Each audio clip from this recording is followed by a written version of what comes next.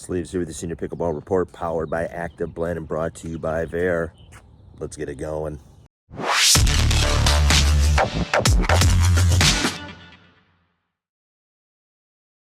Today in our People of Pickleball episode, we speak with Gregory Storm from Rain and Wind Raw Paddles and Kevin Perkins from Crown Pickleball, the man behind innovative pickleballs and paddles as well. And we talk about everything concerning the Pickleball Manufacturers Association, brand new trade organization which these two gentlemen have developed, and the three of us are working on to bring in different influencers, brands, paddle manufacturers, apps, you name it. If you're involved in pickleball and you want a voice in a space to speak and to be heard and to collaborate, well, you should check out PMA.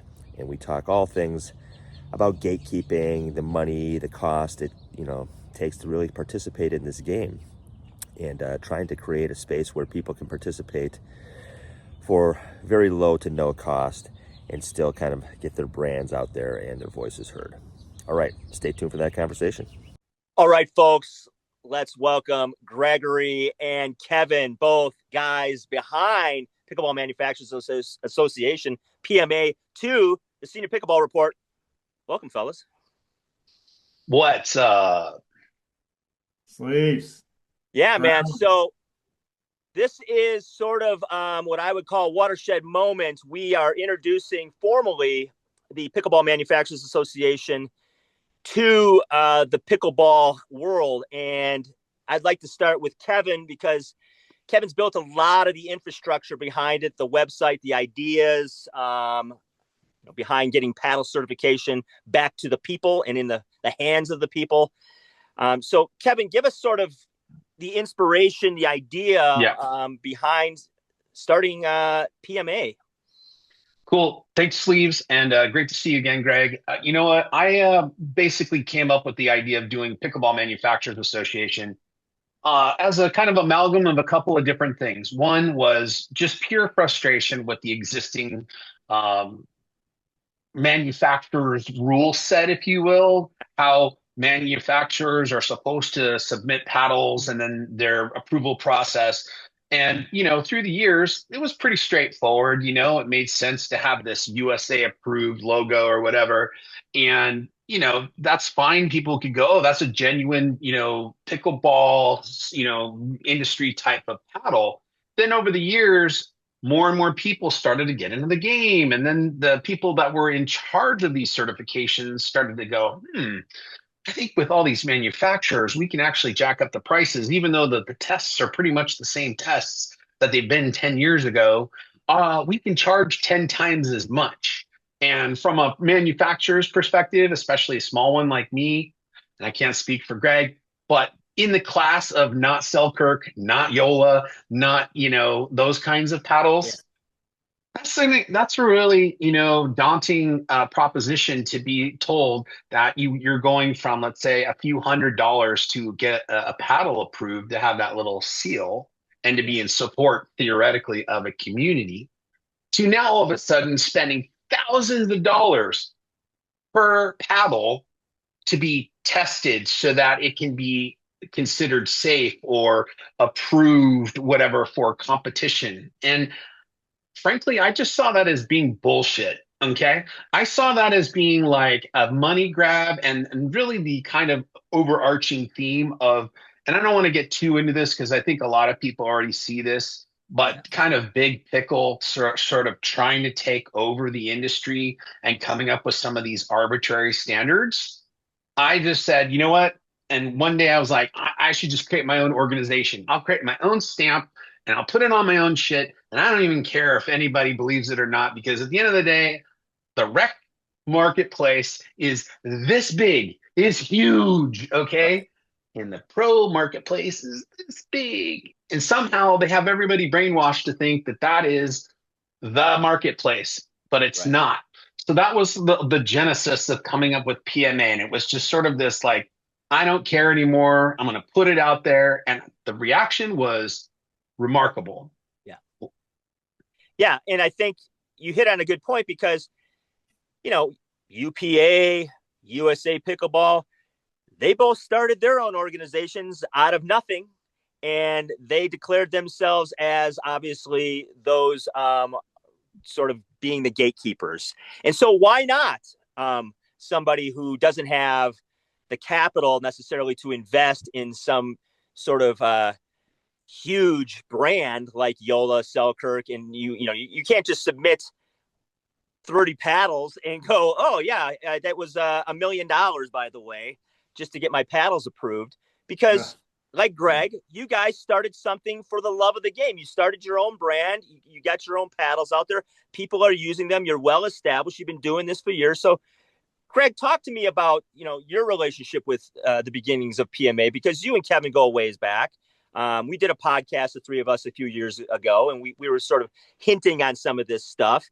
Talk to me about, your journey and what's happened, because, you're kind of in the thick of it right now. Yeah, it's been, I've seen a lot of these companies, come and go real quick, Yeah.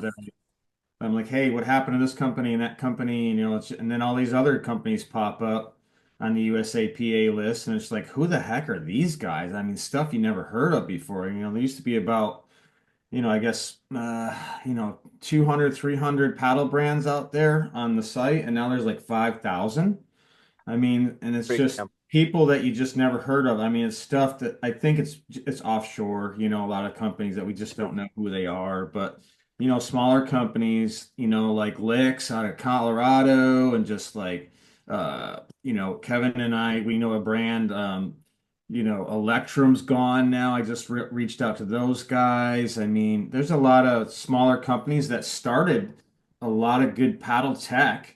I mean, especially Electrum. Wow, had some great. They were the friction number one. And then Carbon got in trouble there at the U.S. Open one year, and then that's where everything just started to go awry a little bit. Because JW had a spinny paddle from Carbon, and then it was just this big, crazy whirlwind. I think maybe the governing body caught wind and said, hey, we can make some money by putting some machines on these paddles now, and maybe causing a little friction, and charging more to do it. I mean, just when you see a $5,000 price tag to submit a paddle per model, I mean, that's a lot of money for little guys, and we can't do it all the time. I see that we have Legacy on board with us, I think, on the PMA. So I mean, I think that's a big one for us if they stay, But then, I saw 3 paddles submitted on USAPA site. So I mean, it's just kind of it's different to see, and I'm not used to it. I never even wanted to start a paddle company, but I did it because we support a cause. We support, again, local bee farmers. Mental health, wheelchair pickleball, able body, veterans, first responders. Yeah. Yeah. And our people that are our pros, aren't the jumpers that jump from around team to team for an extra 10 grand, to play with a paddle. We've got our sponsors are the guys with no legs, no, one arm. I mean, those are our guys. You know what I mean? We'll back those guys 100%. And if we have, a great paddle with a PMA logo on it that is just the same as everything else out there, I mean, we've got to meet specs like USAPA with, friction and bounce, and, we get that. We totally get it. But if it's something we know is going to pass and go through the PMA the process, it's the same thing as USAPA. Why should we have to, again, spend 5 grand? If we fail, another 2,000, you know what I mean? That's tough for us. I don't mind submitting a paddle here and there, but now it's just gotten kind of like a grifting type thing. So, I mean, that's kind of where I stand. I'm glad Kevin and I kind of really met. I mean, it's this cool thing. I remember when he first came out with a ball, and all of a sudden it disappeared. The Vulcan came out, and now it's the Lifetime. So shame on you, Vulcan, because now Lifetime's taken over. But yeah. I mean, I think it's another good point is if we look at the amount of tournament play, or just to play in general, because you look at rec play, like Kevin mentioned, and it's enormous. It's the majority, the vast, it's 99% of the play that's out there. And then you take that, let's say, small percentage of tournaments that are out there. what percentage of the tournaments are actually USA Pickleball tournaments or UPA tournaments? And it's minuscule, and yet we all sort of adhere to this stamp, sort of like we do with Duper. We just kind of agree on some faulty system instead of going with something like VAR or something like PMA that is actually going out there and asking the folks who do these things, create these businesses, go out and play with this equipment, what they think and their input into it. So, Kevin, talk to me, because I know the question's going to come up. What are kind of the guidelines to have your paddle PMA approved? And, because people be like, well, what can you do? You just make a cork paddle and put it out there? Of course not. So kind of explain your thought process of going into the idea of like, we want to approve paddles, but we're going to take a completely different approach to do this. We're going to take a community approach. So kind of fill us in there. Okay. So there's two areas I want to address. The first one is, I knew that this question would come up and how would I approach it? And so for me, I'm a product guy at heart. Like, same with Greg, right? He came up with, a paddle, and he's been improving it and being best of class, and he's got, mission attached to it. And so that creates community, like he said, right? I was of the similar mindset when I first started. I was playing Crown, I was playing Franklin's and Duras, and, the nuance of each one of those was like Franklin's, got really overused. They were fuzzy. They didn't have a lot of, after a while they would just deaden and not be a great ball, which is still the case in many regards. Vulcans, Duras were a lot more crisper, more professional grade, but they'd break a lot. So I endeavored to come up with a ball that's like in the middle. Maybe it's the best of both worlds. It's durable enough, but it's professional enough. And hey, why don't we make it as bright as possible? So I don't know, old guys like me can see the freaking ball when it's coming across the court. Sort of simple stuff, right? And so that was the genesis of my side of the coin. That's how I directed it at community. I was trying to create something that they would really like to play, and that was absolutely validated. I took my first $500, got enough balls, gave them out to everybody, and they're like, "This ball is awesome." Started sponsoring the King of the Court podcast. They helped blow it up until it wasn't a thing with us anymore. Whatever. We got launched, right? And Greg and I we were on very similar paths in that regard, where we ascended into our communities, where we were constantly giving back. If it wasn't directly, it was also indirectly about making the best products possible. So that's native to our kind of culture, and it's always been native to the theme of PMA. So my attitude to this is more along the lines of like, I don't think we need to have scientific testing on paddles. I think the marketplace can actually decide for us and for the community what is a good paddle and what isn't a good paddle. Because check it out, if you make a crappy paddle, no one's going to buy it. Right. No one's going to use it. So what does it matter if it has a certain testing parameter on it or not? Right. Also, if you make something super advanced that, like, I don't know, like that one paddle that has the weird grip, almost looks like a shovel or something. Yeah. The ergonomic ones, right. Hey, more power to you. If you want to come up with like a weird thing, go for it. The market's going to decide whether that thing is worth it or not, because at the end of the day, if it is worth it, everyone's going to start making it and everyone's going to start buying it.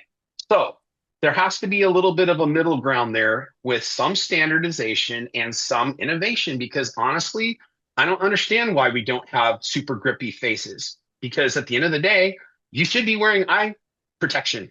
Okay. It's not a safety issue. You should be wearing eye protection anyway. It's not about the paddle. It's not about the ball. You should just wear that, right? If you're really that concerned about your eyeballs being knocked out by a pickleball, wear freaking eye stuff, right?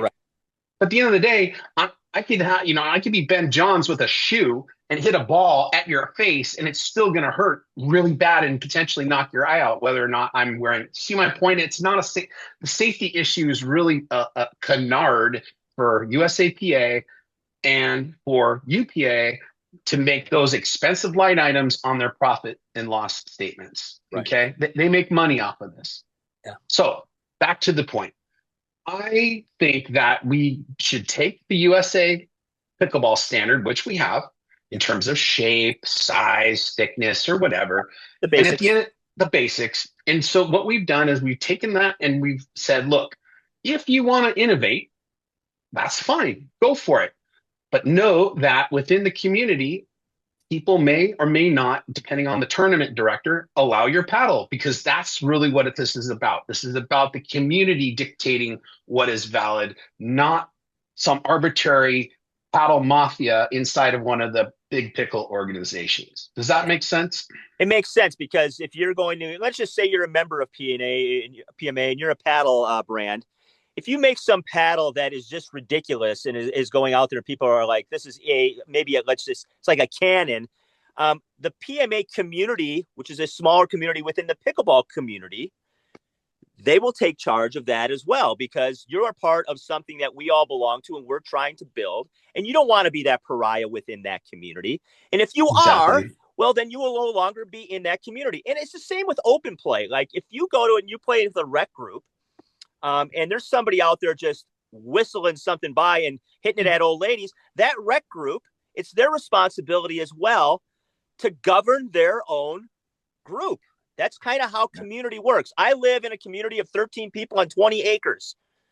We don't have a lot of rules, mainly because we all interact with each other and we keep each other held accountable.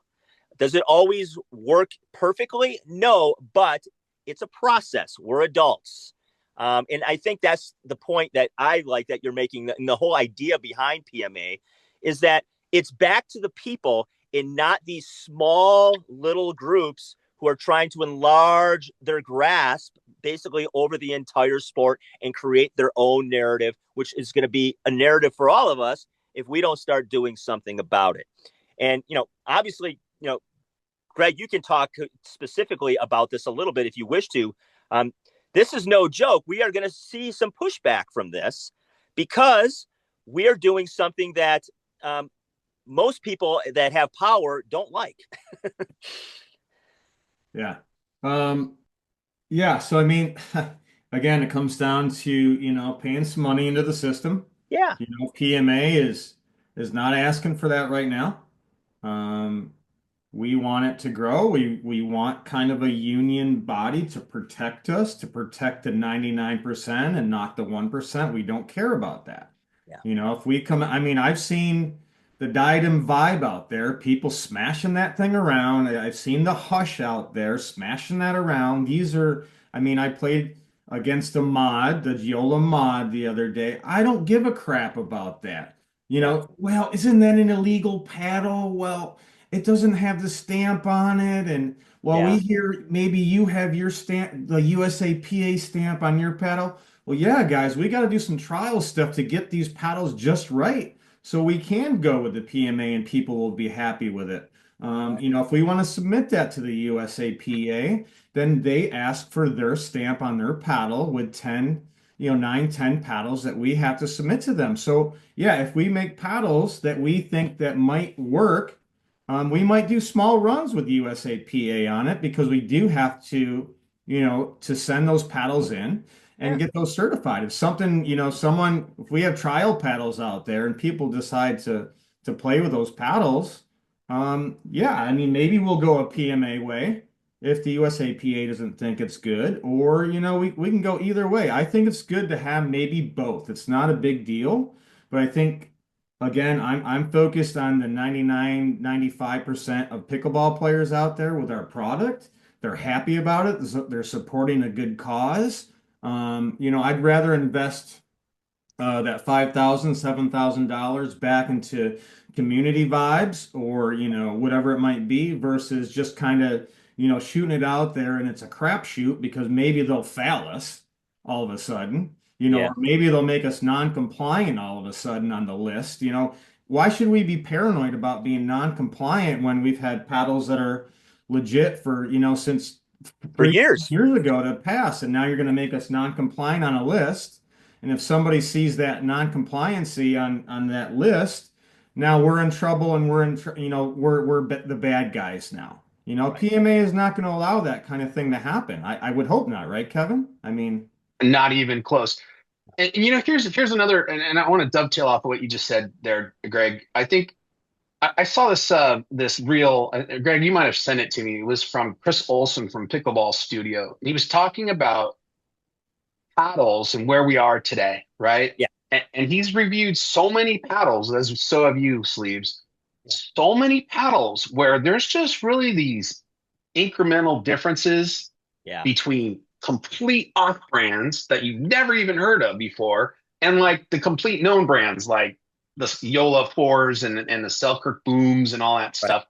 Because China is building all these paddles for all the people in the middle with the same exact freaking technology. And, Right. Selkirk and Yola, to my knowledge, are not defending any patents or IP about that with China. And so China gets away with then flooding the market with these paddles. Right. So if, like, Greg, you and I have talked about this before, if you want to spend $350 on a paddle, knock yourself out. But at the end of the day, like, we don't think like that in terms of, and most people, I think, in rec want to save money. Most people are kind of cheap bastards, to be totally honest with you, right? Pickleball people? Oh yeah. Yeah. So like let's create value with what we're doing. And that's another piece of the PMA puzzle that Big Pickle doesn't seem to understand. Like, we want people to keep playing and grow the sport. And you can do that through economics as well. Right. You make it affordable. Yeah. And I saw the Chris video, and Chris's point was there's so many slight nuances to this paddle, all these paddles, that it really comes down to the way it feels to you and how it feels in your hands and how the handle feels in your hands and how the face, how the ball comes, your preferences. And Chris has said this before, and I've said it multiple times. I mean, you get down to a point, and I'm not talking like the $10 wood paddle you buy at Walmart, but you buy it, at about a $60 to $50 range. There aren't bad paddles out there really anymore. There's all preference points. I'm playing with a $60 paddle right now that I'm going to review, and I love it. It's a fantastic paddle. It's a control paddle. Let's be totally honest, okay? If you're let's say you're 4.25 and lower. Yeah. Do you really, really know the difference between like a Gen 2 paddle and a Gen 4 paddle? Like, if you're just the occasional 2 days a week type of play, like, you know what I'm saying? Like, unless you've hit 1,000 paddles like I have. Unless you've been playing for 10 years or yeah, exactly. So what's the deal? Like, everyone's so caught up in like, oh, the paddle, like. It's like the golf industry. People are just so caught up in the equipment, and we lose track of what this is. We stressed community. We stressed, obviously, making it affordable. And we stress giving some power back to the 99% of us who are actually in this industry. I think that's ultimately what gets missed, because we're so concentrated on the things that are trying to make money. The dupers of the world, the UPAs of the world, the USAPAs of the world, whatever they are. It gets lost because we're all sort of in this trance of, I need this stamp, I need this rating, I need this paddle. And I think what PMA is hopefully doing for folks is waking them up to the fact of the reason why they got in this game in the first place. And the reason you might have started a business in the first place. Yeah, I mean, I was just playing at Pickleball Kingdom the other night, and I mean, a paddle came out that I think Hunter Johnson plays with, a local guy here. I forgot the name of the paddle, but a guy that he's got an indoor club here. So, but I said I didn't know that he had, that kind of money. I think, was it 20 grand? How much is it for UPA stamp? Oh, I think it's more than that. Yeah, it's more than that. And the guys I was talking to, he's like, "Oh no, Connor let him slide." So I mean, like, what do you mean he let him slide? Well, that's the thing. There's wink and nods, like, "Oh, this is my buddy," and the rest of us, are just trying to watch a match at San Clemente and getting harassed. But I mean, what I'm saying, what I'm saying is that the guy supposedly has gotten a free pass to have his paddles on the UPA.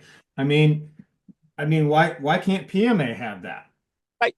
Yeah, there's no transparency, and I think that's the whole point of PMA, is that we're welcoming everybody in, so they can see how it works, so we can collaborate together, and so we can protect each other within this community. And if we see bad players, bad actors within that, we can call that out. Instead of depending on somebody who may or may not hold anybody accountable, depending on how much money they're giving them. Yeah. So with PMA, to your point about community, the community is what governs access and what governs rollout. At the end of the day, I want personally, and I know everybody else here too, but everybody else in the org today has essentially agreed to be accessible to their customers when they have an inquiry, to resolve any problems with the equipment, and to basically stand by what they're doing. Like, that's the bottom line. Like, if to Greg's point, if there's all these sort of Chinese or offshore companies, trying to flood us with crap, and they're selling it on Amazon, and it breaks or something, right, and there's no recourse, those are the companies we don't want in PMA, right? We want PMA, we want customers, or excuse me, we want manufacturers like Greg, who've been doing this for a long time, who basically are like trying to put out a quality product the entire time. And so I know, just from talking shop with Greg, I know he's available all the time, and talk to people when they have problems. It doesn't always work out. Okay, there's some weird people out there. Let's be honest. Yeah. But at the same time, like, my philosophy is the same. Like, I want to handle people so that they feel good. One of my slogans is have fun. I want everybody to have fun with pickleball. Yeah. And so that's kind of how I'm sort of seeing the PMA as well. It's like, if you're joining our org, you're all about, a good vibe for pickleball. And you have a track record that some of us within the community at least know about, and we can back you up and say, hey, listen, I've worked with this manufacturer, I've worked with this brand, I've worked with this app, I've worked with this apparel company, and here's my experiences with them. I think they would be a great member. And we can decide that communally as well. It's not a big organization, and as it grows, obviously those things will get a little more sophisticated because we'll have more people involved. But at the end of the day, I think it's about trusting folks who have been at this a while and seeing their track record. Yeah, that's right. Yeah.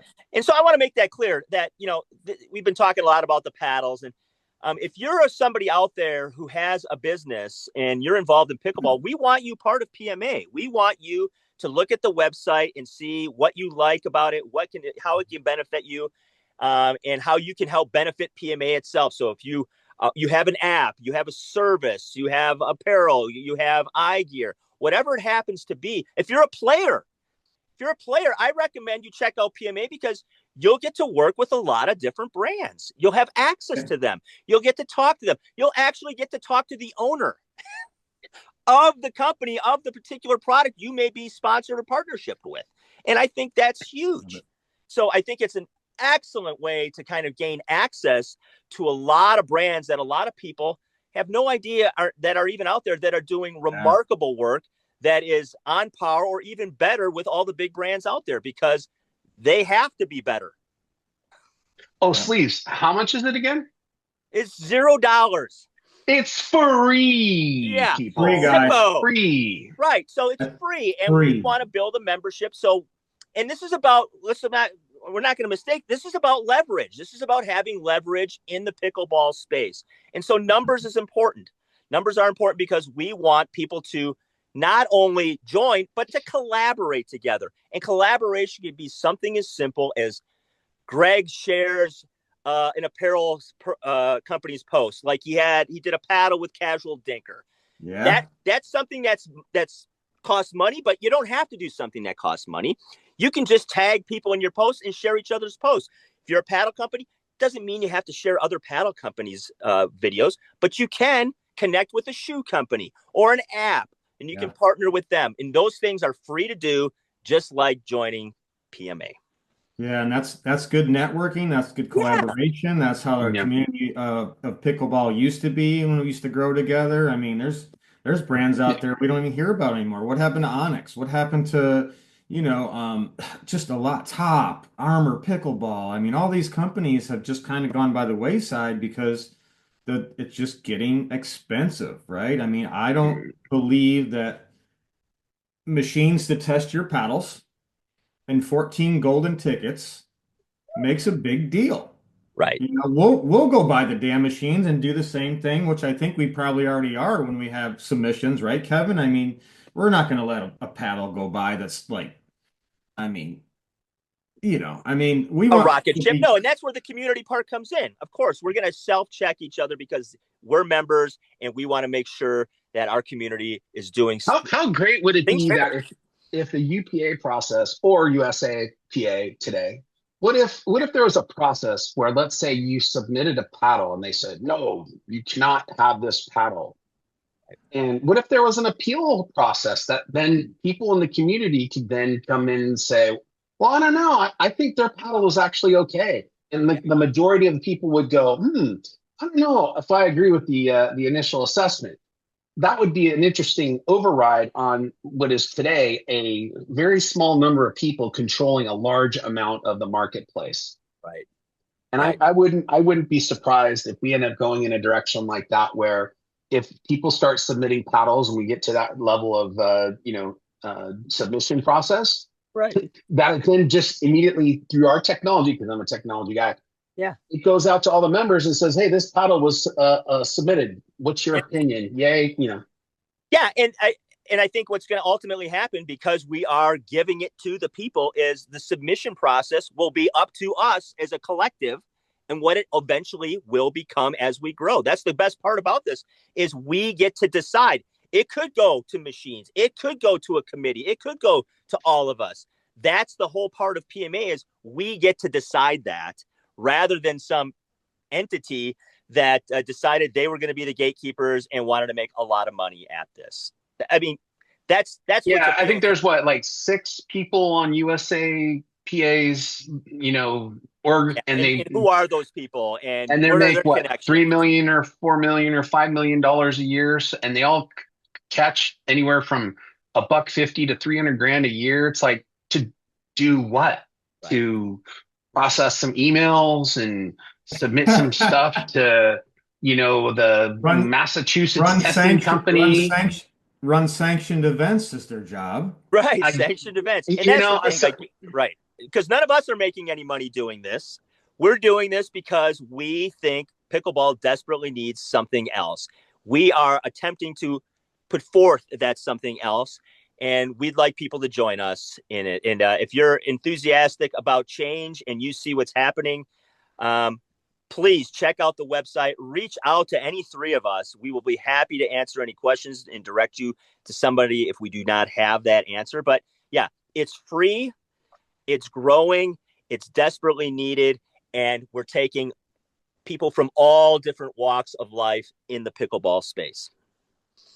Yeah. so you're wearing the Veer stuff, Greg, and I know we had talked about some tournament stuff sleeves. What's kind of the update? So Yeah. you're kind of looking at the overall committee for PMA. PMA is maybe one piece of a bigger puzzle.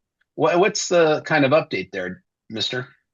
Yeah, so the idea, at least with VAR, and that's just one of the entities that we can talk about, is that PMA and VAR will come together, and VAR can put on some tournaments, use the VAR rating system, and PMA paddles will be allowed to be used, and PMA vendors can have an opportunity to form sponsorships, partnerships, show up at the event, and get involved in the tournaments. And if we're looking outward, any tournament director, any club, any league that is looking to really get involved with different brands who aren't about, reaching out and wanting tens of thousands of dollars from you, but are actually wanting to get involved because they love pickleball and they want their brand to thrive.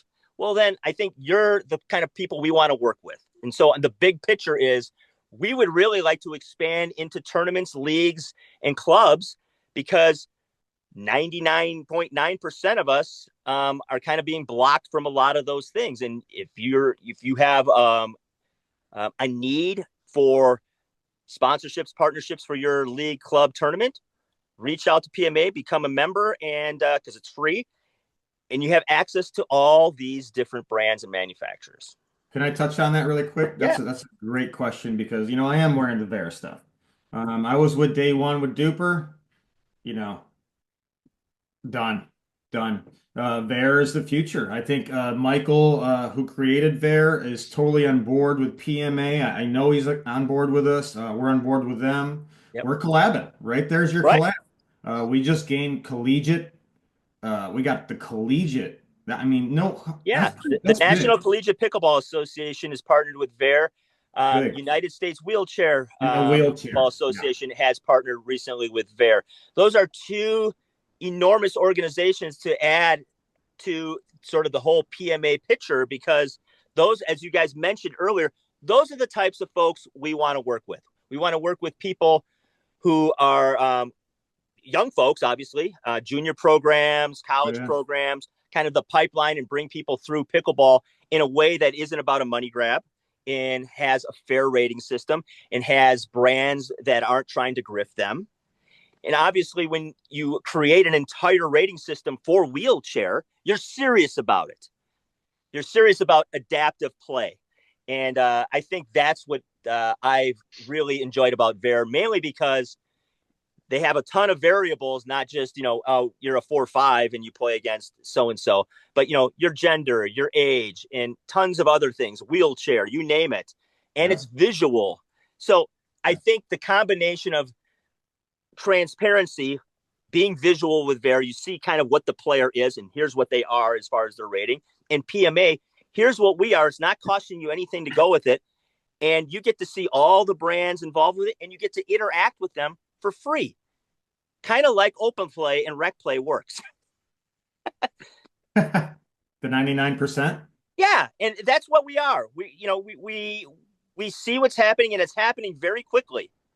Yeah. And so I think this year, 2026, is a monumental year for us to sort of organize as services and brands and players, and really kind of take back some control over this, because if we don't, there's going to be 5 paddles out there, and they'll all be about $400 in the next year. If maybe more. It may be more. And our Maybe rating more. system will be still broke after 5 years of collecting data. Yeah, you win a tournament and your duper goes down. Right. And so if you're tired of resets, if you're tired of paying $300 for a paddle, if you're tired of watching sort of one league that dominates everything, you want to give yourself some choices, well, join PMA and we'll see what we can get done together. Yeah. So on that note, we were planning to do an inaugural PMA tournament, right, in Arizona, probably around this spring. So maybe you can speak to that. We're going to try this spring. We're working on venues and we're working on some partnerships, but definitely spring through at least maybe fall at the latest. Want to get it right. Don't want to rush it. But yeah, if you're somebody out there that wants to get involved and you want to help us organize this tournament and get PMA paddles out there and PMA vendors and brands out there, we'd love your help and we'd love your input and we'd love your brand. And so, yeah, we want to run tournaments. We want to run them with VAR. We want to run our own. We want to run them. Any tournament directors out there, we'll help. We'll run a league. We want to be involved. I think, also this also helps the referees, guys, because, they struggle, these refs, their main job is, I think they should just be able to keep score, do their job, not worry about paddle this, paddle that. Right. I mean, that makes them very stressed. Yeah. I guarantee it, because I know some of these referees, if it's got the PMA seal on it, that's legitimate. That's something else that can be looked at as well. So, I mean, yeah. And maybe we want refs. I think we can have refs part of PMA, because obviously 100%. they have a ton of input. 100%. International, global. I mean, for sure. I know England is struggling right now with just duper and everything else. I mean, they're so far behind in technology as well, just everything. So, I mean, I think, yeah, I'd love to have a referee board on. I mean, that's cool, And those folks know behind the scenes, they could offer a lot of input to PMA and a lot of things that we might not all get to see because they're on the front lines. So I think that's a great point, having players as well as refs and anybody who's working volunteering at a tour or a league or a tournament. They see a lot of the ins and outs, and a lot of times these folks are taken advantage of. And so I think being part of a community where you can give some insight and obviously you're valued seems like a no-brainer. Do you think we can afford a PMA booth over at the US Open this year? That'd be cool. That would be cool. But remember, the three of us don't get paid. Oh. Hey, well, I make a little bit goal. sometimes. We have goals. Actually, I'm not allowed to go to any of the PPA stuff, apparently, because this was too controversial during one of the events. So I've been barred. Oh, the US Open. Yeah, U.S. Open, non-PPA. Well, my guess is the pushback will be, there'll be some pushback, and obviously, you're going to have to expect to be challenged on what we're trying to do, because those that have the keys to the kingdom are not going to give them up freely. So, if you want to get involved, it's going to be challenging at times, but I think it's going to be the rewarding aspect of this, and getting involved and collaborating and building community outweighs all that. And at the end of the day, I think, there's more of us. Agreed. Absolutely. And as far as the second tournament goes, I think we've been talking to a player who's actually working on something in the Pennsylvania Harrisburg area. So that's going to be maybe tournament number 2 around June, sometime in the summertime. So if you guys have got, a pretty decent sized tournament and you're just looking for sponsorship or whatever, contact us, because I think there's some alignment to be had with our brand, not only from a PMA perspective, but all the manufacturers and all the people that are involved with it, because you're going to have access, like I said, like Sleeve said, you're going to have access to all the founders and owners of these companies by joining our organization. Right. All right, fellas. I appreciate your time. I think what we do in about 6 months is follow up, see what we're doing, give some updates. I'll give some updates on PMA definitely weekly as we, lock things in. Anybody that joins, I will announce new members. Kevin can tell me who those new members are, and we can announce them on a sort of a PMA PSA, and give a shout out to you. And you can start collaborating now, folks. Get out there, share posts with each other, support each other. Tell us about what's happening in your community. Write us, DM us. All of the above. Don't be scared. Links in the description. Join, it's free. And hey, thanks, fellas, for getting this going. And I'm happy to help run with it. Thanks, guys. PMAapproved.com. Links in the description. All the socials as well. All right, later. See you guys later. Peace. Hope you enjoyed our conversation with Gregory and Kevin. Check out PMA. It's free. And get your voice heard. Let's see if we can change Big Pickle and the status quo of this game. All right, folks, you know what to do at the end of the day. Hey, let's pickle.